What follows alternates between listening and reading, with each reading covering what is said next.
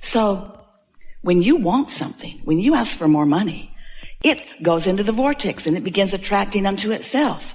And your inner being, your soul, your source, focuses on it for you and holds the frequency of it so that you can listen your way back to it, so that you can feel your way back to it, so that you can good feeling your way back to it.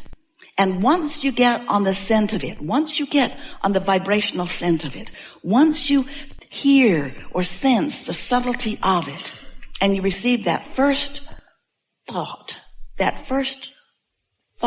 matters to you, that first thought that's strong enough that you received it and different enough that you know you didn't think it. And that's really what we're wanting to talk with you about, is you getting into the receptive mode so you can tell when you're receiving from your source who knows about your vortex, or whether you're receiving from someplace else that neither knows or cares about your vortex. So for a while we've been calling this gathering the art of allowing, the art of you figuring out how to allow yourself to be in the vibrational vicinity of the stream of consciousness that's coming from your inner being, so that you can hear the subtle at first. It gets louder and more defined and easier for you to hear. Rampage of information and guidance that is coming forth from your inner being. So you ask for it. Contrast caused you to do that. And Source answered it.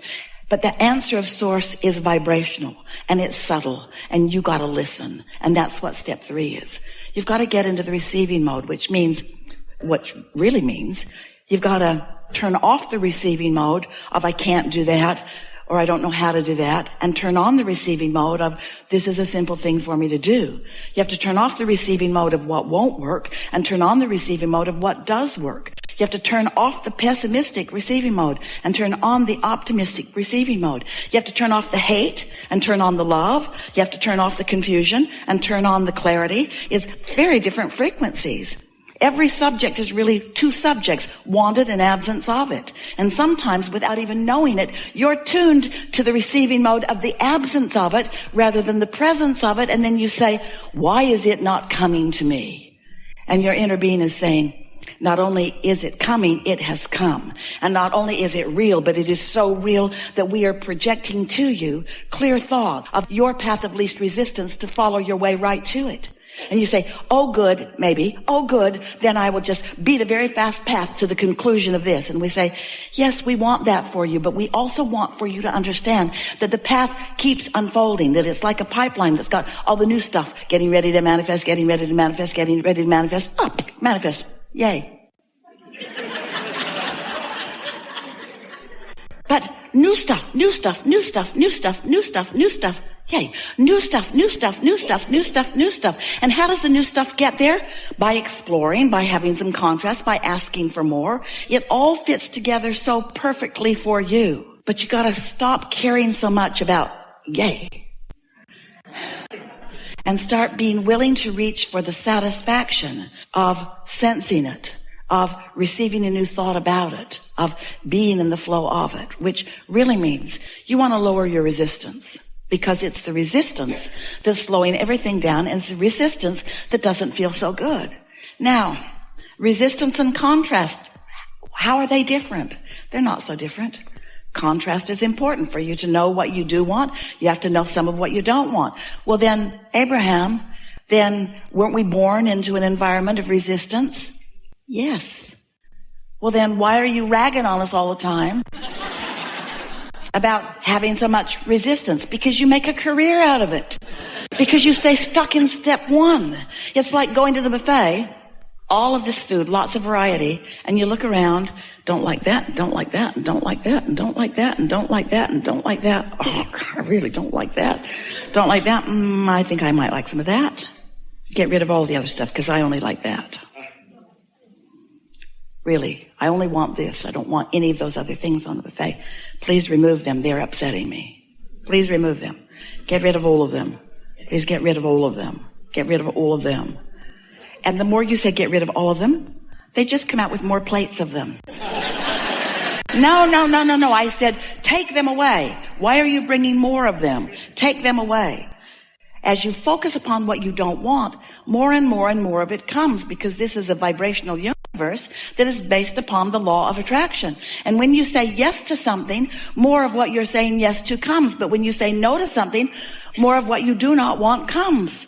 And then you become a control freak. A failing control freak. Because you can't control it.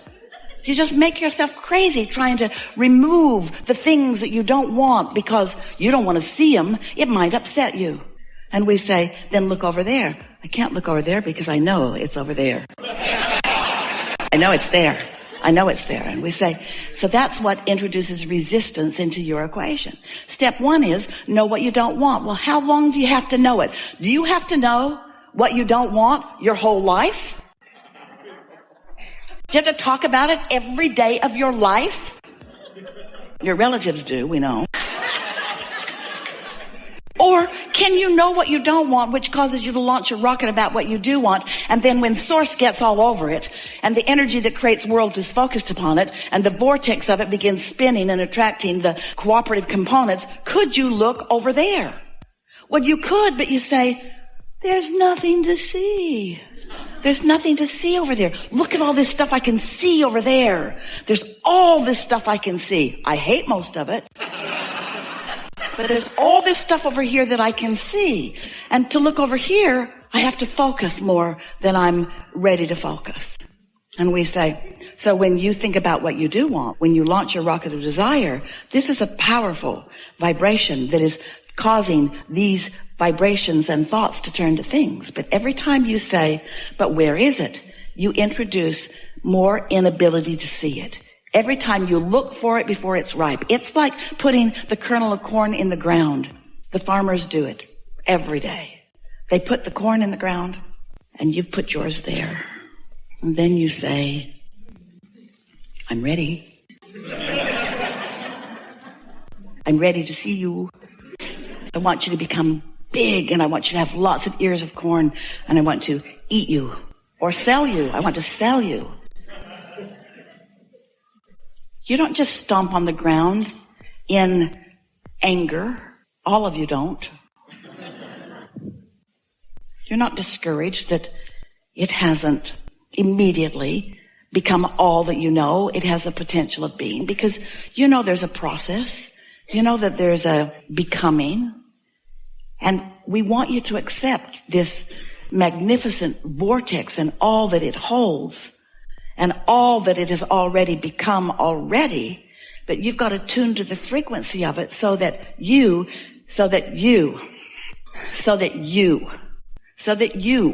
not somebody else, so that you, this matters so much, so that you can translate it into something satisfying and something else satisfying and something else satisfying and something else satisfying and something else satisfying. It's like this fetus in the womb.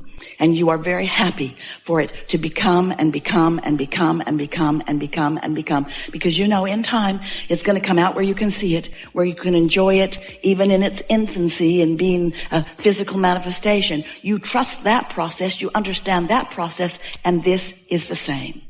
Haven't you ever wondered how the becoming of what has become has become? Haven't you ever wondered how that comes about? Do you see any pipelines trucking things in from other planets? Do you realize what your economy looks like in comparison with 100 years ago? Because you, as humans, have been turning thoughts to things. You are magnificent creators, but you suffer unnecessarily because you're holding out for the manifestation and then holding yourself in dissatisfaction through most of the process and therefore slowing the process down and sometimes never realizing it at all. So we want you to feel from us the difference between an offering of a thought from source. In other words, let's call it a revelation. A revelation from source. In other words, your inner being knows what's in your vortex and knows where you stand in relationship to it and is revealing to you at all times wonderful ideas and suggestions and impulses that would lead you on your path of least resistance. And the reason that we say least resistance, your path of least resistance, is because you've put some resistance on your path, and it's all right. Your inner being knows where all of your hang-ups are and knows how to guide you around it. So your inner being is offering you these impulses The revelation is happening all day, every day. But there's something that you've got to do. You've got to do step 3. You've got to get in the receiving mode. You have to be receptive. You have to receive the revelation. You have to allow yourself to hear it. So that means you've got to tune your tuner. You can't be focused on what you don't want and tune your tuner to what you do want. You can't be focused upon the absence of something and tune your tuner to the presence of something. You got to tune your tuner to the presence that your source sees. Ooh, have not said that to you that way before. You've got to tune your tuner to what your source sees, you little faker. So source, is there really a vortex? Is there really a vibrational reality you're so excited about? But I can't see it. So how do I tune myself to something that I cannot see? So you got to feel your way there, but you got to understand how it works. You got to understand that you are more than you. You are source energy and you are you. And you can't feel only you. You can't only feel only you because you are more than only you. Haven't said this to you this way before.